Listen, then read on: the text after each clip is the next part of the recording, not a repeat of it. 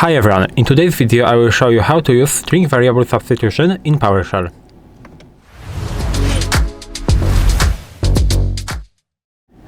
So in this video you will learn how string variable substitution works in PowerShell, and this is very useful because this allows you to insert variables directly into a text. And now I will show you some examples. So how does the basic variable substitution looks like? We have to do something like this. We have to specify, of course, at first the variable. So for example, we will specify the name that will equal to, for example, Alice. And now, how to plug this variable into a text? First of all, we have to use double quotes.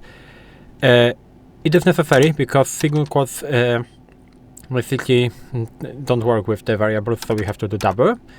And now, inside of this quotes, first of all, we will maybe write some text. And now, how to call a variable? We have to use $, and we have to use the name of our variable, so it will be name. As you can see, it is in the green color, so that means it is correct, I think.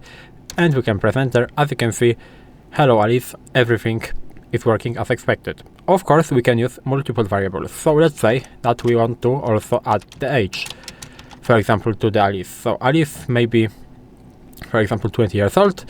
And now with the double quotes again, we will use, for example, my name is Alice. So we have to use the $sign and name. And I am, for example, age, years, and old.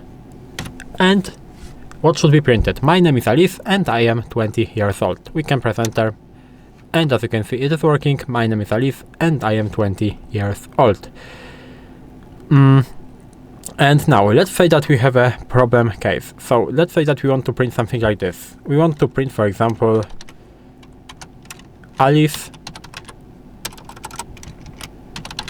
and for example the text next to it, like this. If you will do something like this, so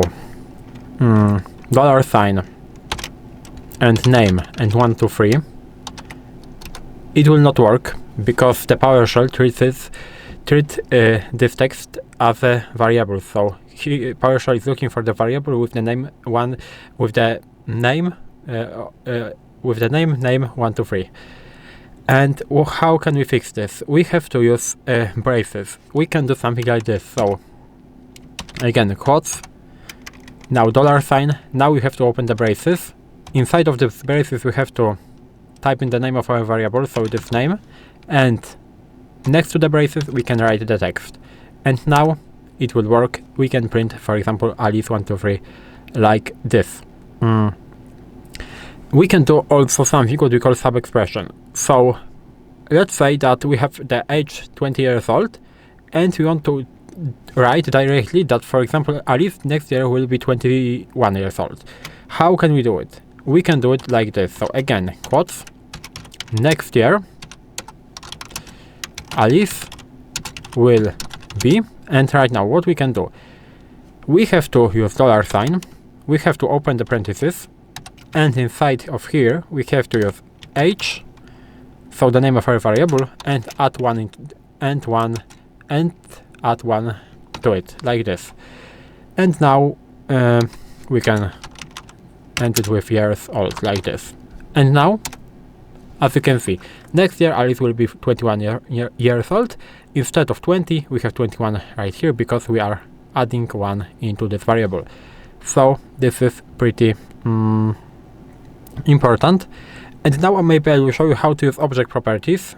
It will be more advanced, but we will create, for example, user equals PSCustomObject, like this.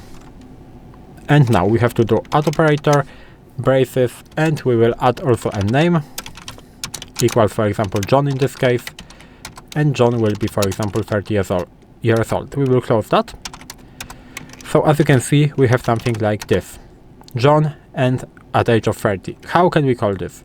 We can call this right like this. So user, for example, in the text, and now we have to use $sign again the parentheses. Inside of parentheses we have to call the name of our object, so it is user, and we have to specify the, I would say, key or property like this, so it is name. And now after the comma we will print the age, and again $sign parentheses, inside of it user, but in this case age, and we will close it with the quotes. And now if I will press enter, as you can see it is working. We are printing user John and age of 30.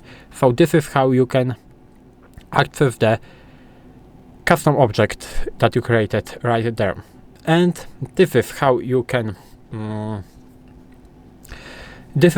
use string variable substitution in PowerShell. If you found this video helpful, please leave a like, subscribe to the channel, and I hope to see you in the next videos.